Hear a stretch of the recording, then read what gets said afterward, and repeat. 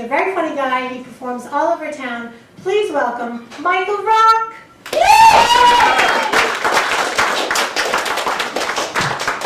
Hey, great to be back here.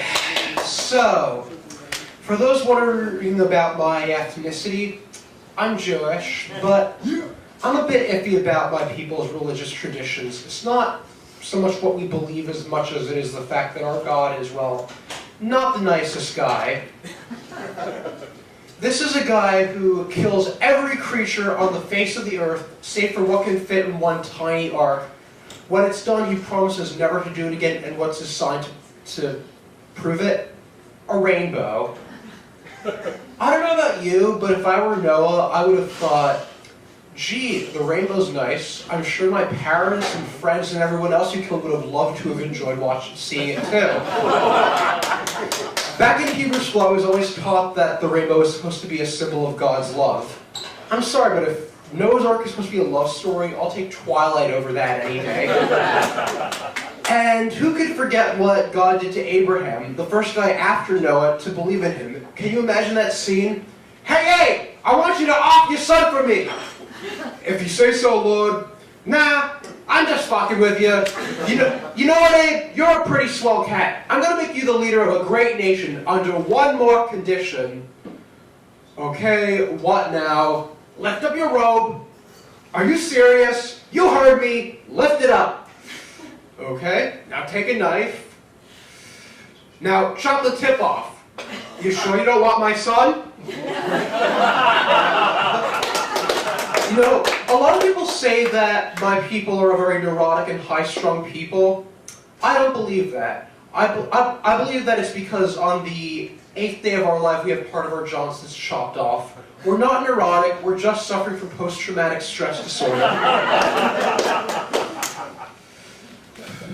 And I think that theory has a lot more credibility than the other common theory, the history of anti-Semitism. I don't believe that, and here's why. Because there was one safe haven for Jews throughout history, China, which explains our love for Chinese food. For those of you non-Jews in the audience, there's a tradition among my people: Friday night at temple, Saturday night at Hunan balcony.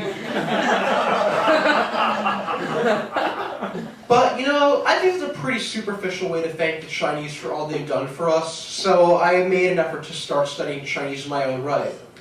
And I learned something interesting studying it, and let me demonstrate. If you speak Mandarin, you know I'm not making this up. This is what Mandarin sounds like. 你好，我叫石明，我是犹太美国喜剧演员。The entire language sounds like moaning and whining. It must be the Jewish influence. Every comedian has this piece of paper. It helps in the difficult times. But yes. So I dated this girl who was batshit crazy. To give you an idea, not long after we broke up, it was the day before Thanksgiving, she sent me a text reading, "It's because of you that I'm leaving this world." Immediately, I called her and said, "Honey, your mother's has worked so hard on Thanksgiving dinner. Don't kill yourself. Wait till Friday." But, you know, regardless of anti-Semitism or whatever, I'm glad that Jews finally have a country we can call our own, Israel. I actually went there and I learned something. Israelis have good taste in music.